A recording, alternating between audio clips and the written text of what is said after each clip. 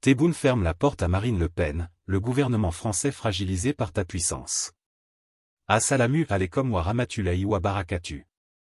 Mes chers frères, mes chères sœurs, et à vous tous qui écoutez cette vidéo, je vous souhaite la paix et la lumière dans vos cœurs. Aujourd'hui, vous allez entendre un récit puissant, une histoire où la dignité d'un peuple s'élève face à l'arrogance d'un pouvoir. C'est plus qu'une actualité, c'est un message profond. Quand un président ose dire non, il ne parle pas seulement pour lui, il parle pour la mémoire de son peuple et pour l'honneur de sa nation. Avant de plonger ensemble dans cette analyse captivante, je vous invite à soutenir cette chaîne. Abonnez-vous dès maintenant, activez la cloche pour ne rien manquer, aimez cette vidéo si vous pensez que la vérité mérite d'être entendue, et surtout partagez-la à vos proches, vos amis, vos frères et sœurs partout dans le monde. Chaque geste compte, car diffuser la vérité, c'est aussi participer à éveiller les consciences.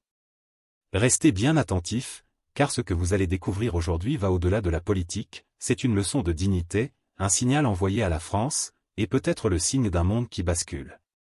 L'avion présidentiel fendait les nuages, transportant avec lui plus qu'une délégation, un rêve d'autorité, une promesse de stature internationale.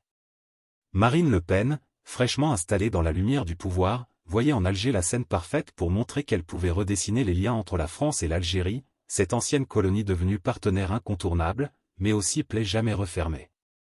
Dans ses valises, des discours prêts à séduire, des dossiers préparés avec minutie, et surtout une volonté claire, marquer l'histoire par un rapprochement inattendu. Mais avant même que les caméras n'aient le temps de capturer une poignée de main, le silence brutal d'Alger s'est abattu comme une gifle. Abdelmadjid Tebboune, président d'une Algérie fière et décidée, a choisi la fermeture. Pas de réception, pas de tapis rouge, pas de protocole. Un refus sec, tranchant, sans appel. Une porte claquée en pleine figure, un symbole plus fort que 1000 discours. Dans ce geste, ce n'est pas seulement une rencontre qui s'effondre, mais toute une stratégie diplomatique qui vacille. Comment comprendre qu'au moment où la France cherche à s'affirmer dans un monde multipolaire, son nouveau gouvernement se heurte à une humiliation aussi frontale? Ce refus d'Alger n'est pas une anecdote, il est un signe. Un signe que les équilibres se déplacent, que l'histoire coloniale reste une cicatrice vive, et que les rapports de force ne sont plus ce qu'ils étaient.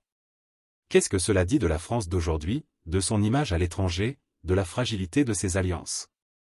Qu'est-ce que cela révèle du gouvernement de Marine Le Pen, qui prétend incarner la puissance retrouvée mais se heurte d'emblée au mur de la réalité? Et surtout, que nous dit ce geste sur l'avenir de la relation entre Paris et Alger, sur ce fil tendu entre mémoire et diplomatie, fierté et dépendance, puissance et humiliation? L'ambition de Marine Le Pen.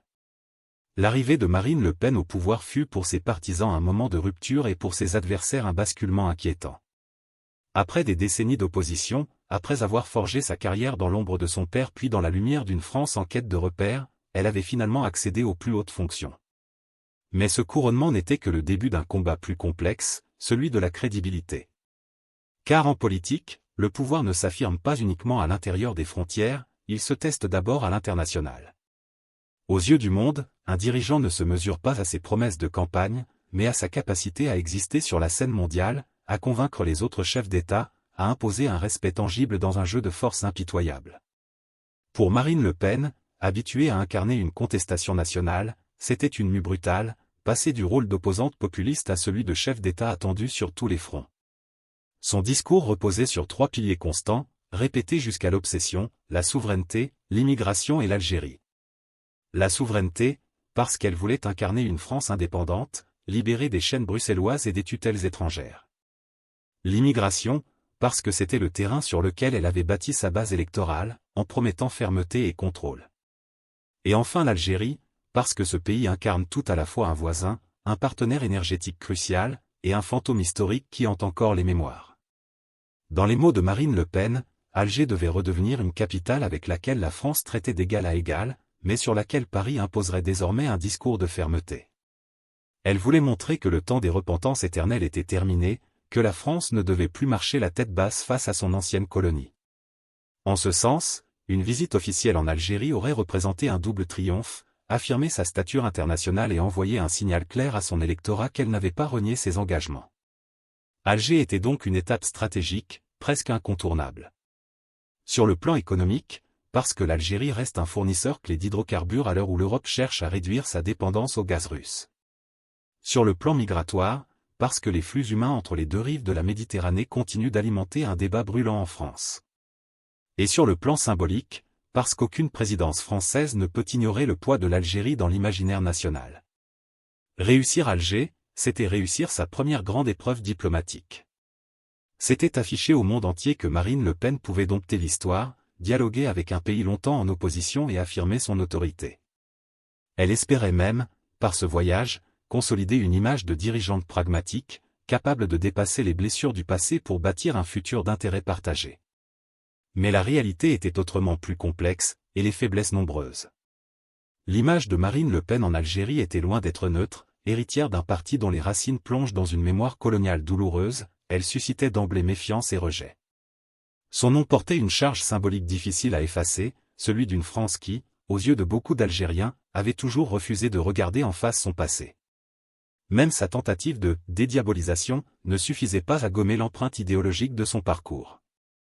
En Algérie, Marine Le Pen n'était pas perçue comme une simple présidente française, mais comme l'incarnation d'un certain discours, d'une certaine arrogance, d'un héritage qu'aucun discours sur la souveraineté ne pouvait effacer. À cela s'ajoutait le poids de son parti, qui, malgré sa victoire, restait marqué par une réputation sulfureuse sur la scène internationale. Contrairement à d'autres dirigeants populistes ayant réussi à se réinventer une légitimité diplomatique, Marine Le Pen devait composer avec un scepticisme généralisé. Les chancelleries étrangères, et plus encore celles du Maghreb, doutaient de sa capacité à dépasser les logiques électoralistes pour incarner une vision équilibrée. Dans l'opinion publique algérienne, les mots « Le Pen » évoquaient souvent des blessures, des peurs et des rancunes anciennes. Les limites des chiffres officiels. Les chiffres officiels qui classent l'Algérie comme l'un des pays les plus riches d'Afrique en 2025 impressionnent au premier regard. Un PIB en hausse, des revenus pétroliers records, des réserves de change qui se consolident, sur le papier, tout semble indiquer la prospérité. Mais derrière ces données séduisantes se cache une réalité bien plus contrastée, parfois douloureuse. Le produit intérieur brut ne reflète pas les visages de ceux qui attendent des heures dans les files pour acheter des produits de base, ni les angoisses des jeunes diplômés qui cherchent un emploi sans jamais le trouver. Car si les indicateurs macroéconomiques peuvent flatter l'orgueil national, ils ne disent rien de la vie quotidienne des citoyens. Le PIB peut grimper, mais si le chômage demeure élevé, si l'inflation dévore les salaires, si les inégalités persistent, alors la richesse affichée n'est qu'un mirage. En Algérie, ce paradoxe est criant. Le chômage des jeunes reste endémique, touchant une génération entière qui, malgré ses compétences, ne trouve pas d'espace dans une économie dépendante des hydrocarbures. L'inflation, quant à elle, fragilise chaque foyer, augmentant le prix des denrées alimentaires, du logement, du transport, au point que beaucoup peinent à subvenir à leurs besoins essentiels. Le contraste entre les milliards générés par les exportations de gaz et la réalité de familles qui comptent chaque dinar pour finir le mois est saisissant. Cette dissonance crée un sentiment de frustration et d'injustice. Comment un pays peut-il être qualifié de « riche » alors qu'une partie importante de sa population vit dans la précarité? Cette fracture entre la richesse macroéconomique et la pauvreté microéconomique est au cœur de la question. Les indicateurs globaux parlent d'abondance, mais ils masquent la mauvaise répartition de cette richesse. Une économie dominée par l'État, alourdie par la bureaucratie et minée par la corruption, empêche que les gains du pétrole et du gaz irriguent l'ensemble du corps social. Les routes, les hôpitaux, les écoles et les logements manquent encore de financement ou de modernisation. Le sentiment général est que la richesse circule en haut de la pyramide, mais atteint rarement la base. Et ce décalage entre les chiffres et la vie réelle nourrit une défiance grandissante envers les discours officiels. Ainsi, la notion de « richesse nationale » devient presque trompeuse. Car qu'est-ce qu'un pays riche, sinon une nation où ses citoyens peuvent vivre dignement? Or, si l'Algérie affiche des statistiques qui la placent au sommet, le pouvoir d'achat des ménages raconte une toute autre histoire. Les prix augmentent plus vite que les salaires, les opportunités manquent, et la jeunesse, pourtant ressource la plus précieuse du pays, rêve souvent d'émigration pour trouver ailleurs ce que sa terre natale ne lui offre pas. Ce paradoxe dévoile les limites des chiffres officiels, il mesure des flux financiers, mais pas le bonheur ni la stabilité sociale. Alors la question se pose avec force, la richesse doit-elle être évaluée par les courbes ascendantes du PIB ou par la capacité d'un père à nourrir sa famille, d'une mère à offrir un avenir à ses enfants, d'un jeune à trouver un travail à la hauteur de ses rêves? L'Algérie peut afficher des bilans flatteurs dans les classements internationaux, mais tant que la richesse ne sera pas redistribuée équitablement, tant qu'elle restera enfermée dans les sphères macroéconomiques, elle ne pourra jamais se traduire en prospérité réelle pour son peuple. Et c'est bien là le défi le plus urgent, transformer les chiffres en dignité vécue. Le rôle géopolitique de l'Algérie. Le rôle géopolitique de l'Algérie en 2025 ne peut être compris sans rappeler le contexte d'une Europe en crise énergétique. Depuis la guerre en Ukraine et la réduction des flux gaziers russes, le vieux continent cherche désespérément à diversifier ses approvisionnements. Dans cette course à l'énergie, l'Algérie apparaît comme un acteur clé, deuxième fournisseur de gaz de l'Union européenne, elle détient un pouvoir de négociation inédit. Là où hier encore elle était perçue comme un simple partenaire, elle est aujourd'hui courtisée comme une puissance énergétique incontournable. Cette nouvelle position place Alger dans une situation stratégique, elle peut dicter ses conditions, choisir ses alliances et rappeler à l'Europe que la dépendance n'est plus unilatérale. L'Algérie sait que sans ses exportations, plusieurs pays européens seraient plongés dans l'obscurité et l'instabilité économique. Mais l'Algérie ne se contente pas de tirer parti de la crise européenne. Elle joue sur plusieurs tableaux à la fois, diversifiant ses partenariats et consolidant des alliances qui bouleversent l'équilibre mondial. Avec la Russie, la coopération est ancienne et solide, notamment dans le domaine militaire. Les deux pays partagent des intérêts communs et s'appuient mutuellement pour contrer les pressions occidentales. Avec la Chine, c'est une relation économique qui prend de l'ampleur, investissement massif dans les infrastructures, inclusion dans la Belt and Road Initiative, échanges commerciaux en hausse constante. Quant à la Turquie, elle s'impose comme un allié culturel et stratégique, multipliant les projets industriels et consolidant une proximité politique renforcée par des liens historiques et religieux. Ces alliances, diversifiées et équilibrées, offrent à l'Algérie une marge de manœuvre considérable et réduisent sa dépendance vis-à-vis de l'Occident. C'est précisément ce choix d'indépendance qui change la donne. Pendant des décennies, Paris et Bruxelles considéraient Alger comme une sphère d'influence naturelle, un partenaire contraint de négocier dans l'ombre de ses anciennes relations coloniales. Mais en 2025, la réalité est tout autre. L'Algérie affirme haut et fort qu'elle ne veut plus être soumise à la logique des puissances européennes. Elle accepte de commercer, mais refuse d'être enfermée dans une relation de dépendance.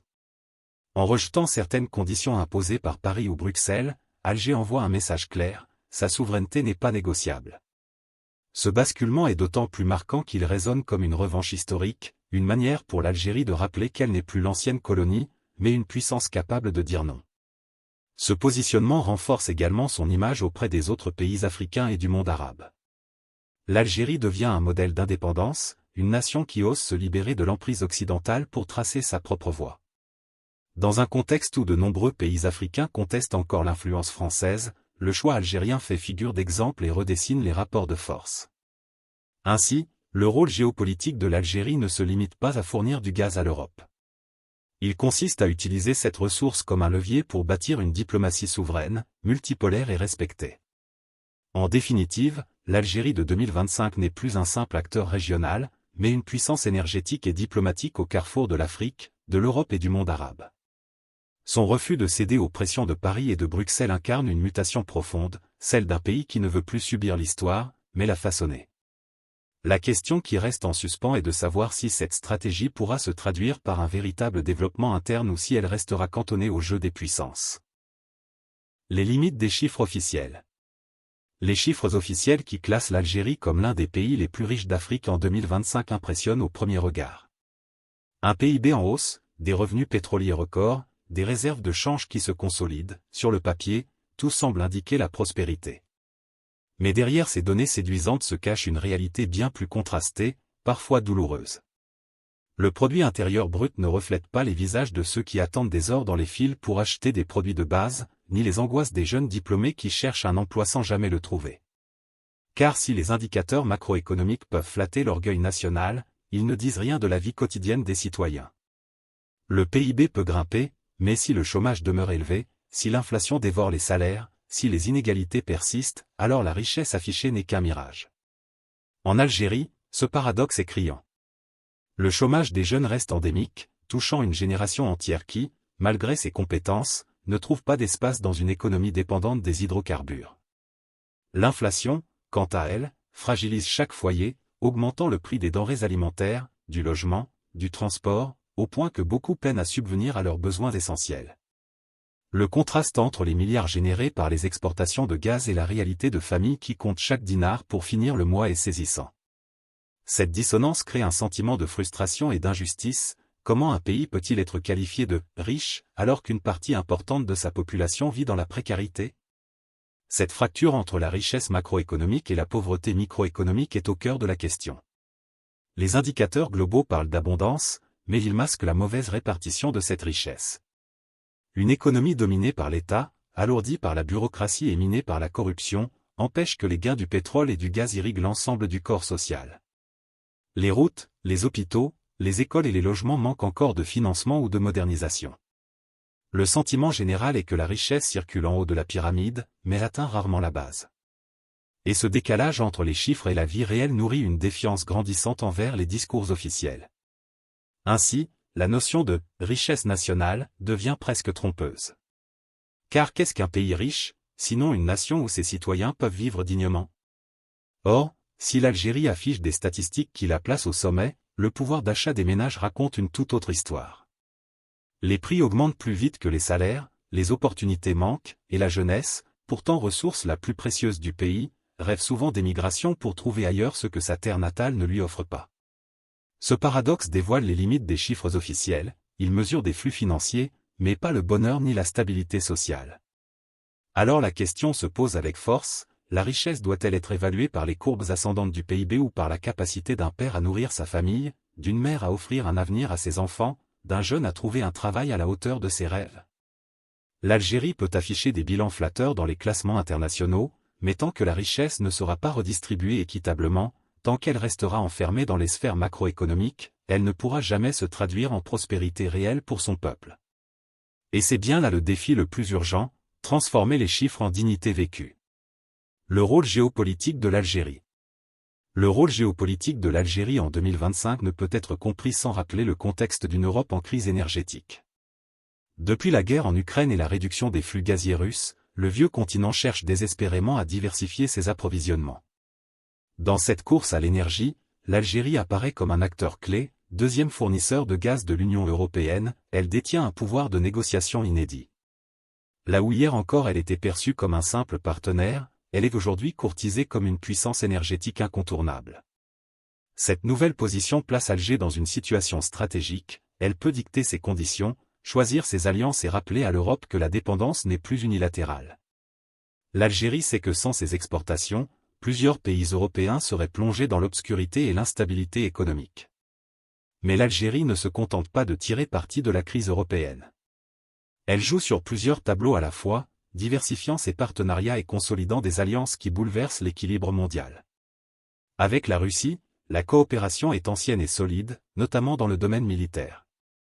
Les deux pays partagent des intérêts communs et s'appuient mutuellement pour contrer les pressions occidentales.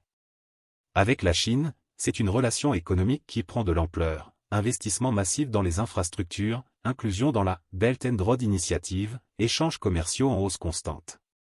Quant à la Turquie, elle s'impose comme un allié culturel et stratégique, multipliant les projets industriels et consolidant une proximité politique renforcée par des liens historiques et religieux. Ces alliances, diversifiées et équilibrées, offrent à l'Algérie une marge de manœuvre considérable et réduisent sa dépendance vis-à-vis de l'Occident. C'est précisément ce choix d'indépendance qui change la donne. Pendant des décennies, Paris et Bruxelles considéraient Alger comme une sphère d'influence naturelle, un partenaire contraint de négocier dans l'ombre de ses anciennes relations coloniales. Mais en 2025, la réalité est tout autre. L'Algérie affirme haut et fort qu'elle ne veut plus être soumise à la logique des puissances européennes.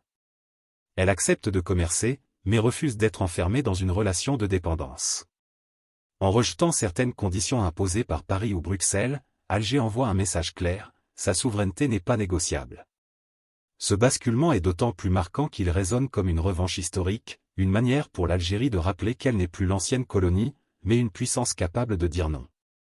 Ce positionnement renforce également son image auprès des autres pays africains et du monde arabe. L'Algérie devient un modèle d'indépendance, une nation qui ose se libérer de l'emprise occidentale pour tracer sa propre voie.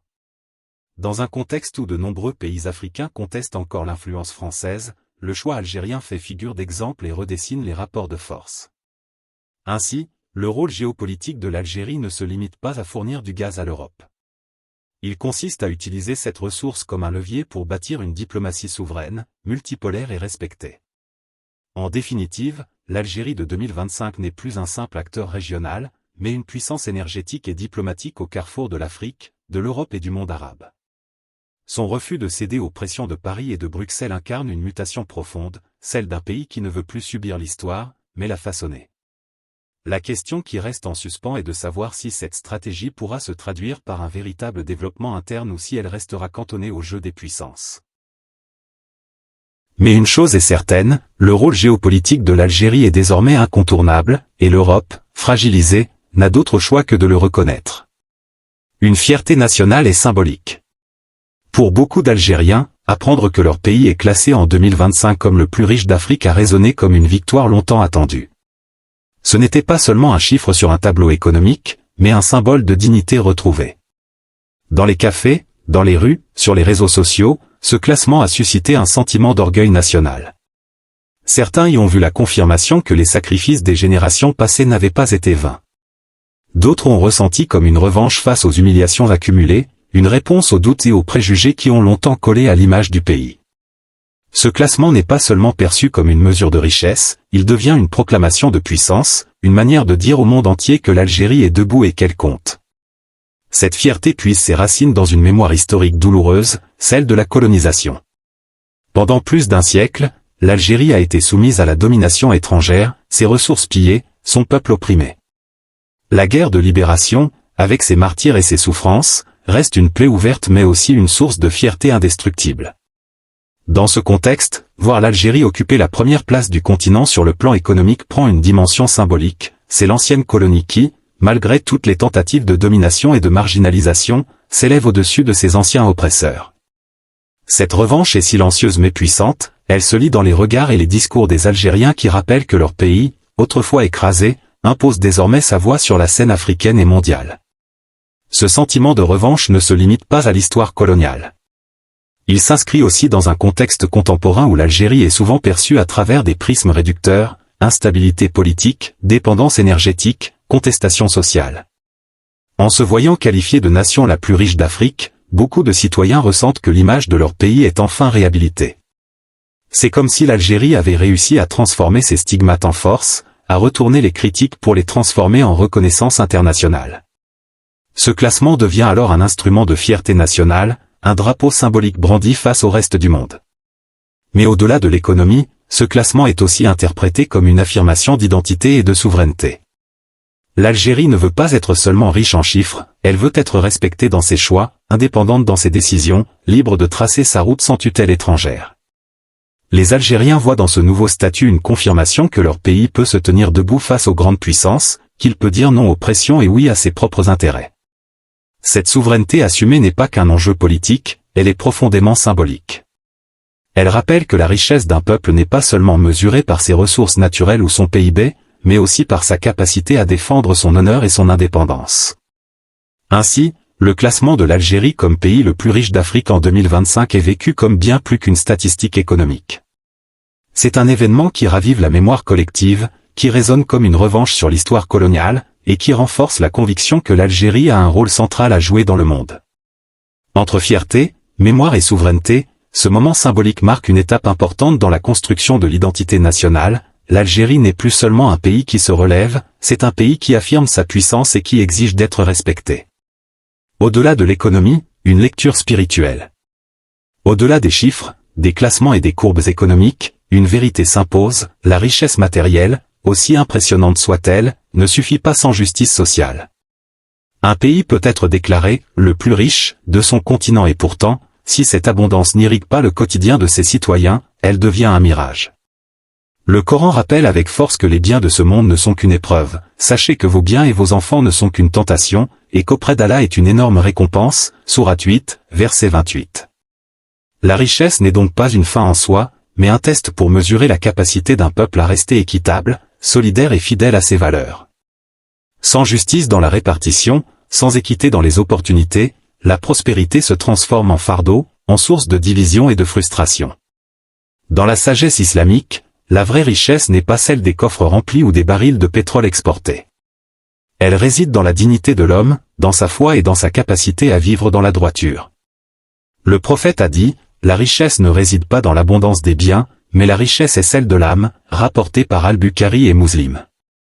Ce rappel universel prend ici tout son sens, qu'importe le classement international si une partie du peuple reste dans le besoin? Qu'importe les milliards dans les comptes de l'État si les familles continuent de lutter pour éduquer leurs enfants, se soigner ou se loger dignement? La richesse véritable se reconnaît à la paix intérieure, à la fraternité qui unit la société et à la justice qui protège les plus vulnérables. Et si, en réalité, l'abondance actuelle n'était pas un simple succès économique mais une épreuve envoyée par Allah? Car chaque bénédiction porte en elle une responsabilité. Allah dit, puis, ce jour-là, vous serez interrogés au sujet des bienfaits, sourate 102, verset, émoticône, n'en croyant pas ses yeux. Être placé au sommet d'un continent peut être un honneur, mais aussi un test. Que fera l'Algérie de cette position? Choisira-t-elle de transformer ses ressources en instruments de développement partagé, ou bien se laissera-t-elle piéger par la corruption, l'injustice et l'inégalité? L'histoire a montré que les civilisations qui oublient la justice, malgré leur abondance, finissent toujours par s'effondrer. Ainsi, le véritable enjeu dépasse l'économie. Il touche à l'âme d'un peuple, à sa fidélité envers ses valeurs spirituelles. La question n'est pas seulement « combien avons-nous ?», mais « que faisons-nous de ce que nous avons ?» Et si, finalement, cette richesse choc de l'Algérie en 2025 n'était pas un aboutissement, mais un appel à revenir à l'essentiel, la foi, la justice et la dignité. L'Algérie est aujourd'hui présentée comme le pays le plus riche d'Afrique en 2025, et cela résonne comme une victoire éclatante. Les ressources énergétiques, les terres fertiles, les mines inexploitées, le patrimoine culturel, tout semble indiquer une puissance en devenir. Mais derrière cette abondance, une question brûlante demeure, que faire de cette richesse? Servira-t-elle à bâtir une société plus juste, à offrir des opportunités à la jeunesse, à renforcer la dignité de chaque citoyen? Ou bien restera-t-elle prisonnière des statistiques, des discours officiels et des illusions de grandeur? L'Algérie se trouve à la croisée des chemins, devant une opportunité historique qui pourrait transformer son destin, mais aussi face à un risque réel, celui de voir ses trésors se retourner contre elle si la justice et la répartition équitable ne sont pas au cœur du projet national. L'image qui s'impose est celle d'un pays puissant mais fragile, capable de peser sur l'équilibre du monde, mais toujours menacé par ses contradictions internes. L'Algérie peut choisir d'être un phare pour l'Afrique, un modèle de souveraineté et de développement, ou bien se laisser enfermer dans le piège d'une richesse sans âme. L'histoire nous enseigne que les nations ne se jugent pas seulement à la taille de leurs réserves, mais à leur capacité à transformer leurs bénédictions en progrès partagé. Alors surgit une question qui résonne comme un avertissement et un appel, et si cette richesse n'était pas une fin, mais le commencement d'une épreuve pour l'Algérie et pour l'Afrique entière? Mes frères, mes sœurs, et vous tous qui avez suivi cette vidéo, retenez bien une chose, la richesse de l'Algérie en 2025 est une réalité, mais la vraie question est de savoir ce que nous allons en faire. Une nation n'est pas grande par ses chiffres, mais par sa capacité à transformer ses ressources en justice, en espoir et en dignité pour chaque citoyen. L'Algérie se tient aujourd'hui à un carrefour historique, avancer vers un avenir de prospérité partagée, ou tomber dans le piège de l'illusion et de la division. Si cette vidéo vous a touché, si elle a éveillé en vous une réflexion, alors soutenez ce message, abonnez-vous massivement, aimez cette vidéo et laissez un commentaire constructif. C'est ensemble, par vos réactions et vos partages, que nous pouvons bâtir une communauté forte, consciente et déterminée à faire circuler la vérité. Chaque geste compte, chaque interaction nourrit cette mission. Terminons sur une invocation, car rien n'est possible sans la bénédiction d'Allah. Allahumma, bénis l'Algérie, bénis son peuple, protège son avenir. Fais de sa richesse une lumière et non une épreuve, un chemin de justice et non d'injustice. Ô Allah, accorde la sagesse à ses dirigeants, la patience à ses citoyens, et la fraternité à tout un peuple uni. Amen. Souvenez-vous, ce n'est pas la fin, ce n'est que le commencement qu'Allah prépare pour nous.